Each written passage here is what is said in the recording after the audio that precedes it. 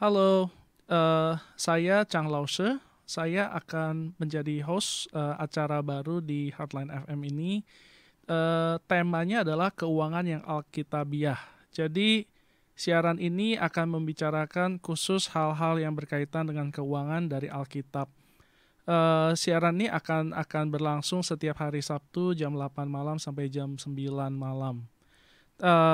Nanti saya akan memberikan firman Tuhan, lalu eh, akan ada interaksi. Pendengar hotline bisa WhatsApp atau telepon atau komen di YouTube kalau ada pertanyaan. Hari ini saya mau membahas tema berjudul Anda penting di mata Allah. Nah, eh, sekarang ini banyak orang di masa pandemi ini banyak masalah ekonomi. Pertama-tama kita mau tahu nih, apakah masalah ini, masalah corona atau COVID ini, apakah dari Tuhan apa bukan? Nah, di dalam Yohanes 10 ayat 10 dikatakan bahwa pencuri datang hanya untuk mencuri, membunuh dan membinasakan. Aku datang, aku itu Yesus, supaya mereka mempunyai hidup dan mempunyai di dalam segala kelimpahan. Jadi, kalau kita lihat ayat ini, Yesus bicara bahwa iblis itu datang hanya untuk mencuri dan membunuh dan membinasakan. Segala sesuatu yang mencuri dari kita, membunuh kita dan membinasakan kita, itu sudah pasti bukan berasal dari Tuhan. Kadang-kadang orang berpikir bahwa, Tuhan tanda kutip mengizinkan saya untuk melalui semua cobaan ini. Sebetulnya tidak terbersit sedikit pun dari hati Tuhan supaya kita ini hidupnya jadi susah. Saya jelasin dari Alkitab ya. Nah, waktu Tuhan ciptakan Adam, itu sebelum Tuhan ciptakan Adam itu dia ciptakan terang. Setelah terang dia ciptakan udara. Setelah udara dan air dia ciptakan tumbuh-tumbuhan. Setelah itu dia ciptakan matahari, dia ciptakan bulan dan benda-benda langit lainnya. Lalu pada hari kelima dia ciptakan ikan dan burung. Dan hari keenam dia ciptakan semua binatang darat dan terakhir Tuhan ciptakan Adam. Kenapa Adam diciptakan terakhir? Karena jika Adam diciptakan pertama, dia akan mati. Belum ada ekosistem yang bisa mensupport Adam. Adam tidak bisa hidup tanpa matahari, tanpa air, tanpa udara, tanpa makanan. Jadi Adam diciptakan terakhir. Kenapa Tuhan menciptakan Adam? Adam itu diciptakan untuk dikasihi, untuk diberkati, untuk dipelihara. Anda dan saya ini diciptakan Tuhan itu untuk dikasihi, untuk diberkati, untuk dipelihara. Tuhan adalah kasih. 1 Yohanes 4 ayat 8 berkata bahwa Allah adalah kasih. Kasih itu tidak bisa tidak mengasihi. Kasih itu tidak ada niat buruk terbersit di dalamnya. Itu bukan kasih. Nah, Allah itu sangat mengasihi kita. Sangat mengasihi kita, oleh karena itu Dia menciptakan kita. Kita manusia adalah objek kasih Allah. Saya punya anak satu di rumah, umurnya 13 bulan. Dari sebelum anak saya lahir, saya sudah siapkan hal-hal yang dia perlu. Beli pampers, beli susu, beli bajunya, macam-macam. Saya dan istri saya sudah siapkan semuanya. Kenapa? Karena kami mengasihi anak kami. Kami mau supaya anak kami lahir, segala sesuatunya sudah siap. Dia bisa menikmati kasih kami. Saya tidak memiliki tuntutan apapun dari anak saya. Nah, kayak sekarang anak saya umur 13 tahun, dia bisa pilih-pilih makan. Kadang-kadang dia nggak mau makan ini, kadang dia nggak mau makan itu. Jadi apa yang kami lakukan, saya dan istri saya, adalah kami menyiapkan beberapa macam makanan. Kalau dia nggak mau ini, kami siapkan lagi yang lain. Kami nggak mau. Kalau dia nggak mau yang ini, kami siapkan lagi yang lain. Intinya kami siapkan banyak, karena itu adalah kebutuhan dia. Nah, saya tidak punya sedikit pun dalam hati saya untuk supaya dia jadi sakit, supaya dia jatuh, supaya dia luka. Nggak ada sedikit pun. Kenapa? Karena saya adalah bapaknya. Nah, manusia mengerti ini. Manusia di dunia yang tidak sempurna saja mau yang terbaik buat anak-anaknya. Apalagi Bapa di surga. Kita semua adalah anak-anak Bapa. Jadi penting untuk kita mengerti bahwa Allah adalah yang ingin supaya kita ini dikasihi, kita ini ingin diberkati, kita ini di baik keadaannya itu Allah. Semuanya ini adalah Allah. Nah, jadi apakah corona ini datang dari Tuhan? Bukan. Sama sekali bukan. Allah itu tidak mau hal-hal buruk terjadi kepada anak-anaknya. Sama sekali. Terus kalau begitu, kenapa ada corona? Corona itu terjadi karena manusia memiliki kehendak bebas. Nah, ketika manusia jatuh ke dalam dosa, dosa masuk ke dalam dunia, muncullah macam-macam. Muncullah masalah, muncullah sakit penyakit, muncullah masalah ini, masalah itu, kurang makanan, dan sebagainya. Ini semua muncul karena manusia memiliki kehendak bebas. Nah, orang pakai kehendak bebasnya untuk melakukan sesuatu yang salah. Ini bukan hati Tuhan. Allah hanya menginginkan yang terbaik bagi Anda dan saya. Allah itu adalah kasih. Allah itu adalah kasih. Dia nggak mau kita ini hidupnya menderita. Dia mau kita hidupnya penuh dengan sukacita dan damai sejahtera. Ini adalah hati Allah yang sebenarnya. Kita perlu benar-benar ngerti bahwa Allah itu bukan sumber dari kesusahan Anda. Allah itu bukan sumber dari kesusahan kita semua. Allah itu adalah justru sumber berkat. Allah itu justru adalah sumber kasih. Allah itu justru adalah tempat perlindungan kita. Kalau kita datang kepada Allah, kita bisa merasa aman. Ketika kita datang kepada Allah, kita bisa dipelihara. Orang-orang mengalami celaka, mengalami banyak kesengsaraan karena mereka tidak datang kepada Allah. Amsal berkata bahwa nama Tuhan adalah menara yang kuat, kesanalah orang berlari dan menjadi selamat.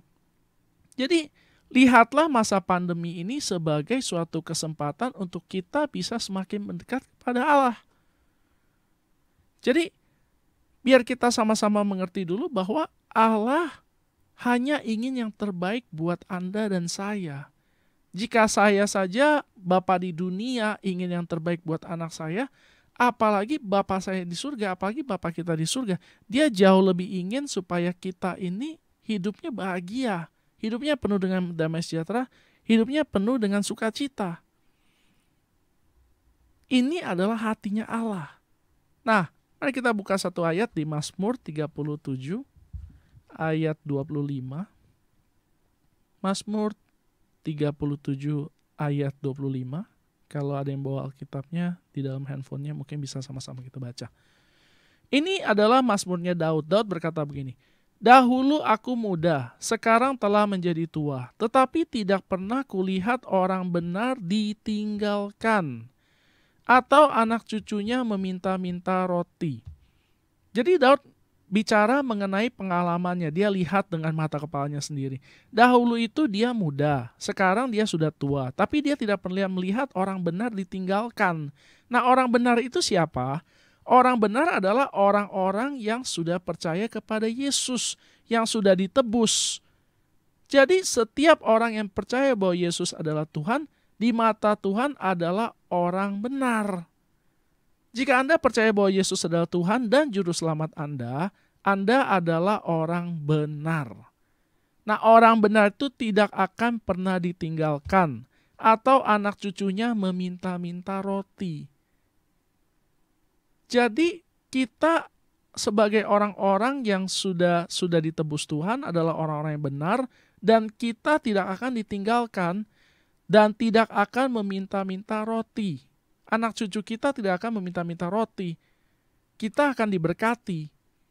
Nah, ada satu cerita di dalam Alkitab. Ceritanya itu ada satu orang namanya Elimelek, dia punya istri namanya Naomi. Mereka itu pergi dari Bethlehem, pergi ke daerah Moab. Nah, Bethlehem itu artinya adalah kota roti. Jadi waktu itu ada kelaparan, sehingga Elimelek dan Naomi dan 2 orang anaknya, mereka pikir mereka akan lebih aman jika mereka mengungsi. Lalu pergilah mereka ke Moab. Jadi dari rumah roti mereka tinggalkan, lalu mereka pergi ke daerah Moab nih. Ternyata sampai di Moab, baik Elimelek maupun 2 anaknya meninggal semua. Tidak ada catatan di dalam Alkitab dikatakan bahwa di Bethlehem ada orang mati karena kelaparan itu. Tapi Elimelek yang berpikir bahwa pergi keluar itu aman, justru malah mati beserta dengan 2 orang anaknya. Tidak ada keselamatan di luar daripada Yesus. Yesus adalah roti yang hidup. Yesus adalah roti yang hidup itu. Di dalam Yesus ada kehidupan. Ketika kita menjadi orang Kristen lalu kita pikir, oh hidupnya kok kayaknya susah ya jadi orang Kristen ya. Jangan tinggalkan Yesus. Jangan tinggalkan Yesus, jangan tinggalkan janjinya. Tetap percaya. Tetap percaya bahwa Yesus mengasihi kita, Yesus menyediakan buat kita. Jangan khawatir. Ketika kita mulai khawatir, kita sebetulnya sedang diserang. Iblis itu mencuri. Apa yang dia curi? Iblis itu mencuri kita punya damai sejahtera dan kita punya sukacita. Ketika kita punya damai sejahtera dan sukacita sudah hilang, kita akan cenderung melakukan hal-hal yang salah dan kehilangan lebih banyak lagi. Ini adalah strategi iblis. Supaya kita menjadi khawatir, menjadi takut, menjadi stres, sehingga kita tidak tahu apa kehendak Tuhan, lalu kita melakukan hal-hal yang salah dan kehilangan segalanya. Ini adalah strategi iblis. Tuhan, Yesus, ingin agar hidup kita berkelimpahan di dalam segala sesuatu. Yohanes 10 ayat 10 berkata bahwa Yesus ingin agar hidup kita berkelimpahan di dalam segala sesuatu di dalam Dia. Ini hanya bisa tercapai ketika kita tinggal di dalam Yesus. Jadi apa yang harus kita lakukan dalam keadaan kayak begini? Jangan tinggalkan Yesus. Semakin semangat mencari Dia. Semakin semangat mencari Dia. Jadi kita perlu mengerti bahwa Allah itu adalah sungguh peduli kepada kita. Mari kita lihat di Lukas 11. Lukas 11 ayatnya ke-9 sampai 13. Oleh karena itu, aku berkata kepadamu, mintalah maka akan diberikan kepadamu. Carilah maka kamu akan mendapat, ketoklah maka pintu akan dibukakan bagimu. Karena setiap orang yang meminta menerima, dan setiap orang yang mencari mendapat, dan setiap orang yang mengetok, baginya pintu dibukakan. Bapa manakah di antara kamu jika anaknya minta ikan daripadanya, akan memberikan ular kepada anaknya itu sebagai ganti ikan? Atau jika ia minta telur, akan memberikan kepadanya kalajengking? Jadi jika kamu yang jahat, maksudnya bapa di dunia, tahu memberikan kepada anak-anakmu yang baik, apalagi bapamu di surga. Apalagi bapamu di surga. Katakan bersama saya, 1, 2, 3. Apalagi Bapakku yang di surga. Bapa kita yang di surga tahu memberi pemberian yang baik kepada kita anak-anaknya. Ia akan memberikan Roh Kudus kepada mereka yang meminta kepadanya. Kenapa dikatakan bahwa Bapa mau memberikan Roh Kudus? Kenapa? Roh Kudus itu adalah diri Allah sendiri, roh Allah sendiri. Pemberian terbesar yang Allah bisa berikan kepada orang adalah dirinya sendiri. Jika dia hanya memberikan uang, uang itu akan dipakai dan akan habis. Jika ia memberi makanan, makanan itu akan dimakan dan akan habis. Jika ia memberikan air minum, air itu akan diminum dan akan habis dan orangnya haus lagi. Tetapi dia memberikan Roh Kudus, dirinya sendiri, sang berkat itu.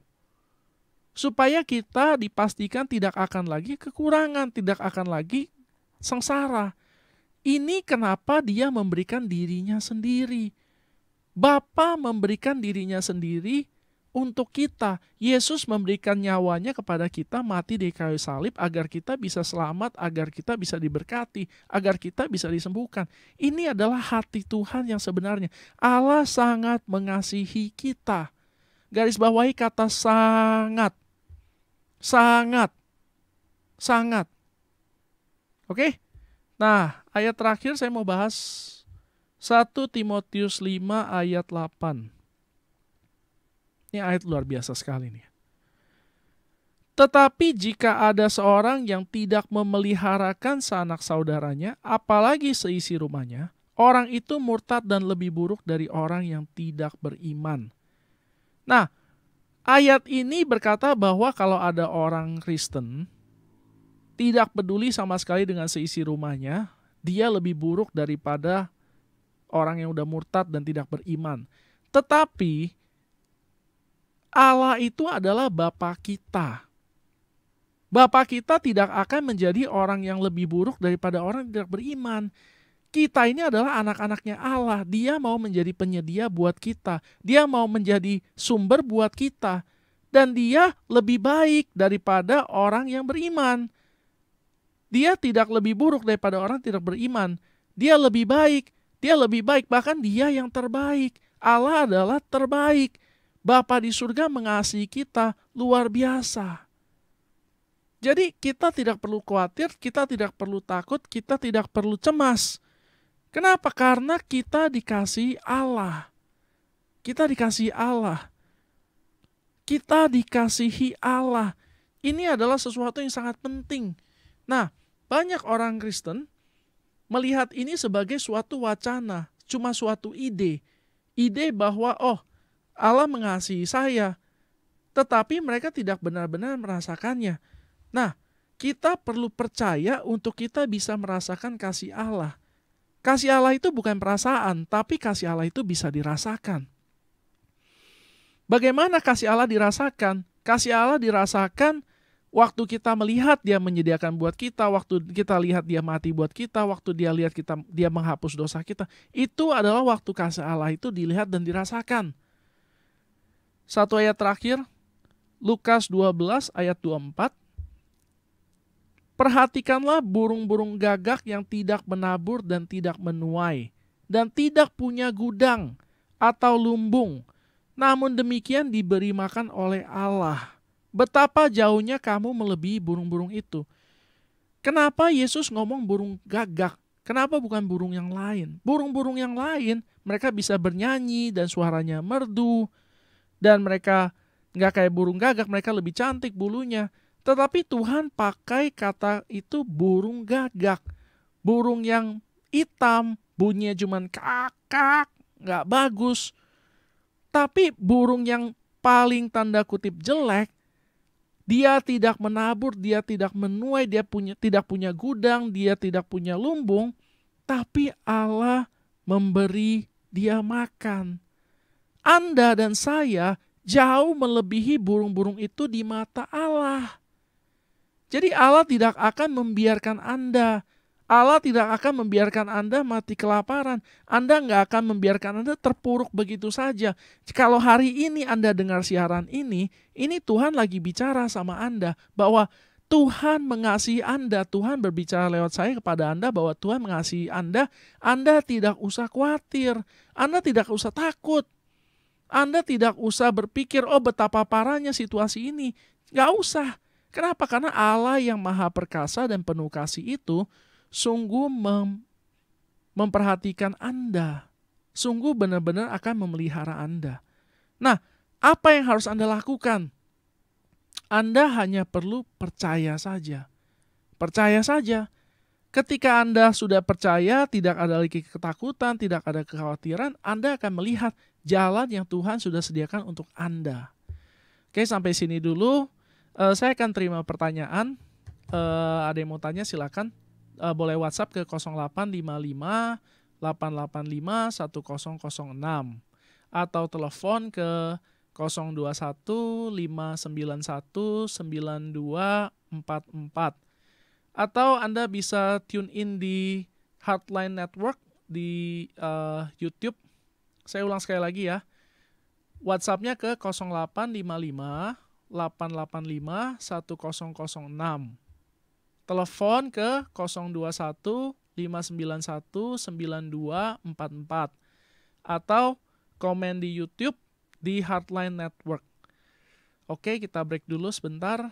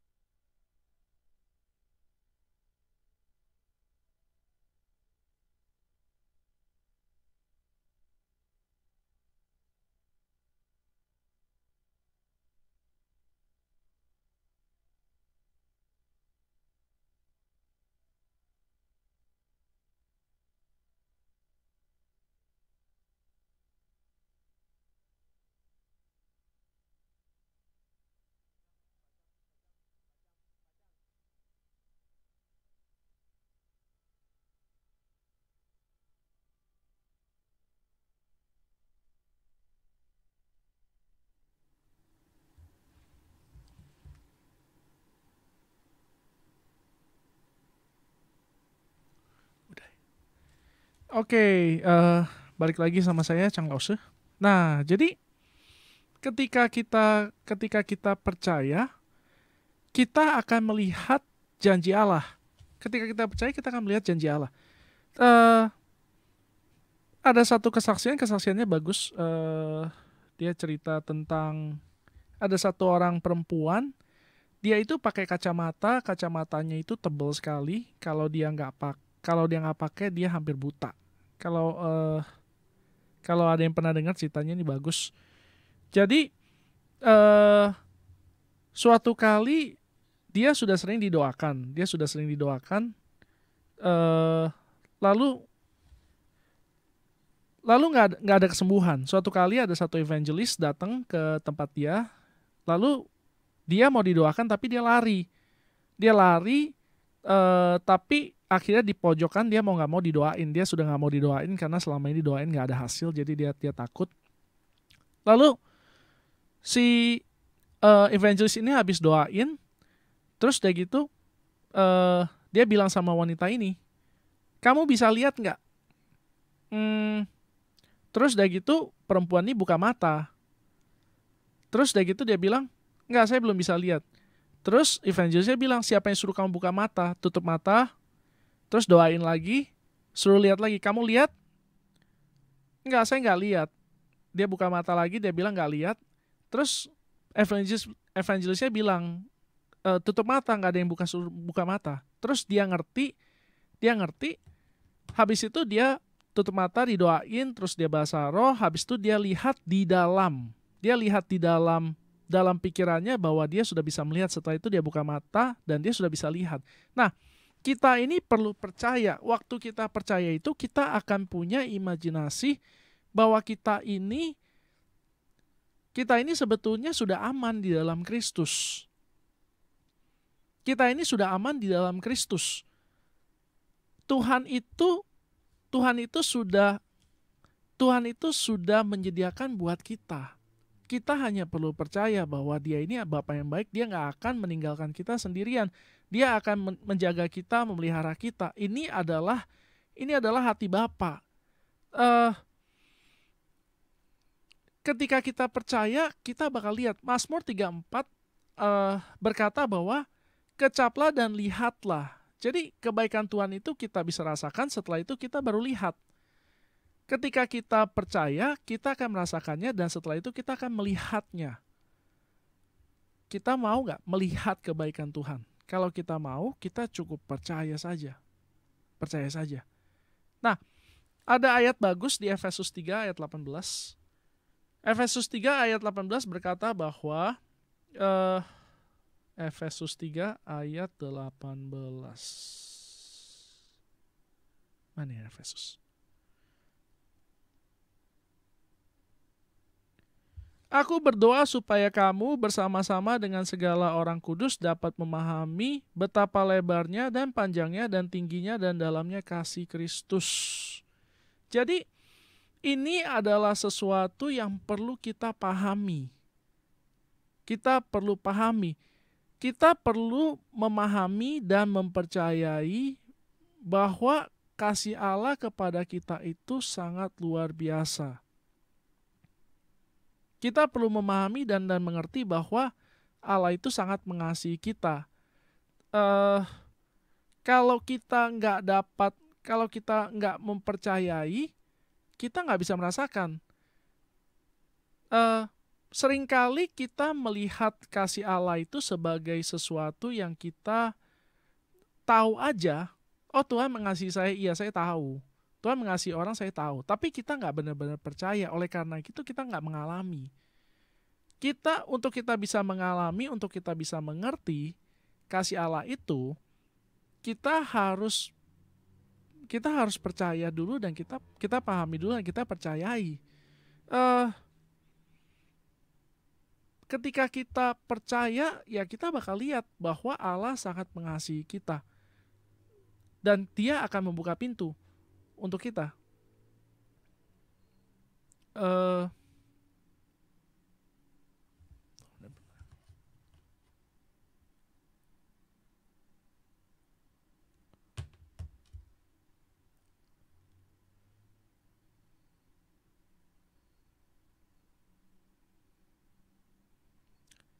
Waktu itu saya mau kesaksian. Saya sharing kesaksian saya sendiri. Jadi waktu itu saya berapa tahun yang lalu itu saya lagi kesulitan keuangan parah sekali. Jadi saya mesti punya setiap bulan saya keluar uang cukup besar. Sedangkan waktu itu saya tidak punya pekerjaan. Nah, jadi diantaranya itu saya harus membayar cicilan rumah, sama keuangan, sama memberi biaya hidup. Lalu saya nggak ada pekerjaan, lalu saya nggak tahu apa yang harus saya lakukan. Saya nggak tahu, waktu itu parah sekali. Saya punya uang cukup untuk beberapa bulan, setelah itu saya nggak tahu saya harus ngapain. Saya kerja apa aja lah untuk bertahan hidup. Saya lakukan banyak hal, saya mencoba bertahan hidup. Lalu waktu saya sudah tidak tahu saya harus ngapain, saya ambil waktu untuk banyak mencari Tuhan. Jadi beberapa lama, selama beberapa bulan saya cari Tuhan. Lalu saya dapatkan satu pewahyuan yang penting dari Tuhan. Tuhan bilang gini sama saya, Tuhan bilang, kamu itu punya siapa? Saya bilang, oh punya Tuhan. Kalau begitu masalah kamu masalahnya siapa? Saya bilang, ya punya Tuhan juga. Terus Tuhan bilang, oh gitu ya udah kasih aja masalah kamu ke saya. Lalu mulai hari itu saya mulai berdoa, saya bilang, Tuhan saya serahkan masalah saya kepada Tuhan. Saya serahkan masalah saya kepada Tuhan. Setiap kali saya terpikir masalah saya bakal bilang sama Tuhan, Tuhan saya serahkan masalah saya kepada Tuhan. Beberapa bulan setelah itu, rumah yang saya cicil itu saya sudah gak sanggup lagi. Saya sudah coba jual selama 2 tahun gak ada hasil. Tiba-tiba ada orang kontak saya bilang dia mau beli. Tiba-tiba. Di luar dugaan dia bilang dia mau beli. Jadi singkat cerita semuanya udah beres. Dan saya tidak lagi punya beban hutang. Dan itu sangat melegakan. Nah, ketika kita mencari Tuhan, Tuhan bisa melakukan hal-hal yang luar biasa. Semua orang di dalam Alkitab yang menerima sesuatu dari Tuhan, mereka adalah orang-orang yang berharap sesuatu dari Tuhan. Ketika mereka mencari Tuhan, mereka mendapatkannya. Ada satu cerita di dalam Alkitab yang luar biasa sekali. Ada satu orang perempuan sakit pendarahan selama 12 tahun.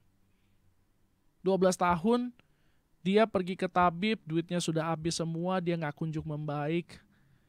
Lalu tapi dia pernah mendengar bahwa Yesus itu bisa menyembuhkan dia. Nah, di dalam hatinya dia terus-menerus mengulang bahwa Yesus bisa menyembuhkan dia.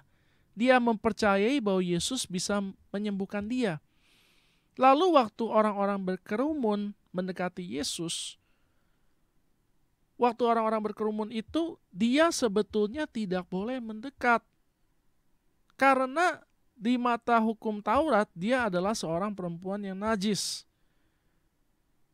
Jika orang mengetahui bahwa dia itu najis, dia harus dilempari batu karena dia menyentuh orang-orang, membuat mereka menjadi najis. Orang-orang semacam ini, ketika mereka mau mendekat, mau pergi ke suatu tempat, dia harus berkata bahwa dia itu najis. Najis, dan orang akan memberi dia jalan. Tapi karena dia begitu yakin ada kuasa di dalam Yesus, dia datang mengendap diam-diam, menyentuh jubah-jubahnya, dan dia langsung menjadi sembuh. Ini adalah iman yang luar biasa. Ini adalah iman yang mempertaruhkan nyawa. Karena jika misalnya dia nggak sembuh, dia ketahuan bahwa dia sakit pendarahan, dia akan dilempari batu. Tetapi karena dia terus-menerus percaya bahwa dia sudah disembuhkan, dia terus-menerus percaya bahwa Yesus bisa menyembuhkan dia, makanya dia berani. Nah, apa rahasianya? Dia terus-menerus meyakini bahwa Yesus bisa.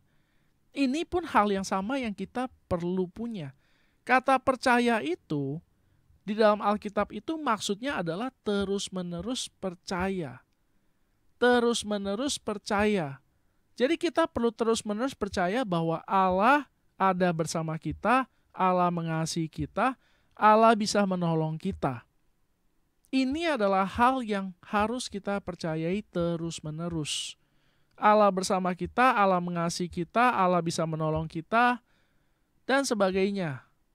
Ini adalah hal yang harus kita percayai terus-menerus. Ketika kita percaya terus-menerus, maka kita akan melihat mukjizat. Nah, kita break dulu.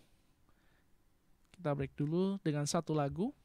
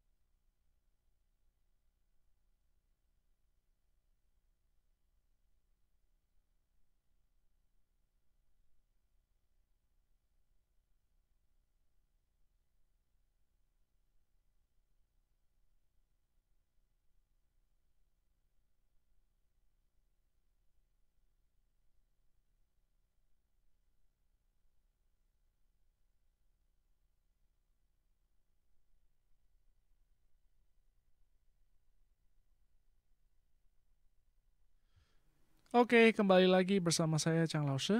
Ada satu pertanyaan masuk. Jadi, ada kepala keluarga saat ini bingung bagaimana caranya menghidupi keluarganya dalam situasi seperti ini.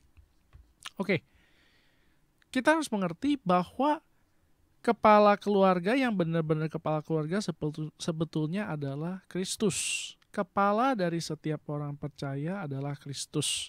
Kepala dari setiap keluarga Kristen adalah Kristus. Maksudnya apa? Maksudnya jangan melihat mencari uang, mencari nafkah itu sebagai tanggung jawab seorang kepala keluarga. Dalam artian dia harus berusaha dengan kekuatannya sendiri untuk menyediakan bagi keluarganya. Maksudnya adalah, kalau biasanya orang itu berpikir bahwa, karena saya kepala keluarga, saya harus berusaha sekuat tenaga untuk menghidupi keluarga saya. Ini nggak salah, ini benar. Tapi jika kita berpikir bahwa rezeki datang dari kita, semua uang datang dari kita, berkat datang dari kita, ini akan menjadi beban untuk orang. Sebetulnya Allah itu adalah penyedia kita. Penyedia kita bukan berarti kita nggak ngapa-ngapain. Artinya kita bekerja dengan iman. Kita melakukan sesuatu dengan iman bahwa Allah memberkati apa yang kita lakukan. Allah memberkati apa yang kita lakukan. Kenapa bisa begitu? Karena kita adalah orang-orang yang disertai oleh Allah. Sebagai contoh, Yusuf dijual oleh keluarganya menjadi budak. Jadi kakak-kakaknya menjual dia sebagai budak. Dia sebetulnya anak orang kaya, lalu dia dijual jadi budak, lalu dia menjadi budak yang benar-benar parah sekali. Tetapi karena Allah beserta dengan dia berhasil di dalam segala sesuatu yang dia lakukan. Karena Allah beserta dia menjadi orang yang dipercaya oleh Potifar. Karena Allah beserta dia menjadi sipir penjara.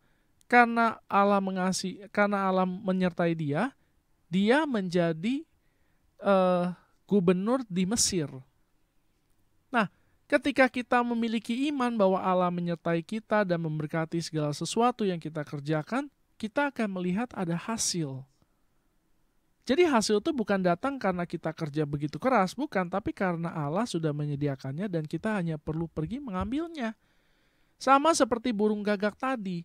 Burung gagak tadi itu tidak menabur, tidak menuai, tidak punya lumbung, tetapi dia mencari apa yang Tuhan sudah sediakan untuk dia. Kita juga melakukan hal yang sama. Ketika kita keluar, ketika kita dengan iman bekerja, atau mencari pekerjaan, atau mencari bisnis, atau mencari klien, atau apapun yang kita lakukan, lakukanlah dengan iman bahwa Allah memberkati kita. Karena Allah beserta kita, Allah memberkati kita. Jadi Tuhan yang membuat kita berhasil. Tuhan yang membuat kita berhasil. Bukan karena kita hebat, bukan karena kita pintar, bukan karena kita rajin luar biasa, tapi karena Tuhan membuat kita berhasil. Amsal 10 ayat 22 berkata bahwa berkat Tuhanlah yang menjadikan orang kaya. Berkat Tuhanlah yang menjadikan orang itu kaya. Susah payah tidak akan ditambahinya. Jadi Tuhan itu mau menjadi sumber berkat untuk kita. Tuhan itu mau menjadi sumber berkat untuk kita. Tapi karena Tuhan itu dalam bentuk roh, oleh karena itu dia tidak bisa memberikan kepada kita sesuatu yang bersifat fisik. Jadi dia perlu untuk Oke, ada penelpon masuk. Silakan.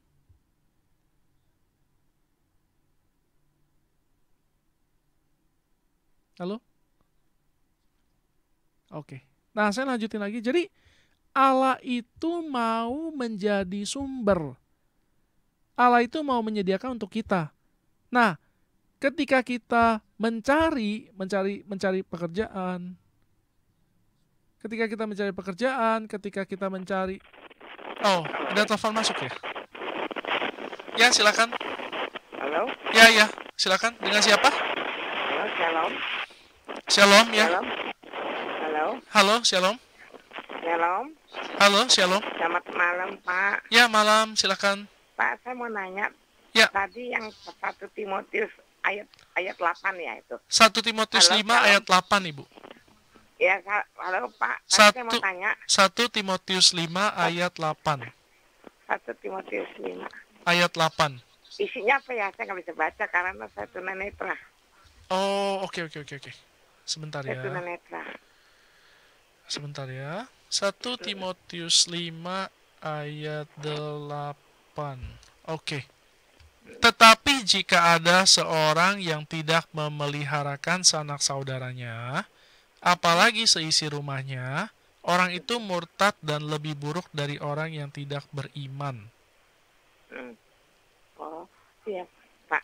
Ya. Saya ada problemnya begitulah dengan firman ini, Pak. Kenapa, Ibu?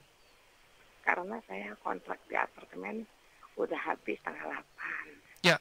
Aku mau pindah ke rumah mama saya. Mama saya udah meninggal. Adik saya nggak kawin, nggak kasih saya tinggal. Karena takut nanti saya nggak mau keluar, katanya. Ya. Jadi aku kemarin itu saya ngomong lagi, ini bukan rumah kamu, ini rumah orang tua. Saya nggak ada rumah. Aku nggak ada duit untuk kontrak. Saya bilang ya. Saya dia kayaknya nanti kalau tinggal sini nanti si Handri kok nggak mau bawa, katanya. Oh ya nggak apa-apa, Handri saya urus, nggak apa-apa. Saya bilang gitu. Iya, gitu lah Pak.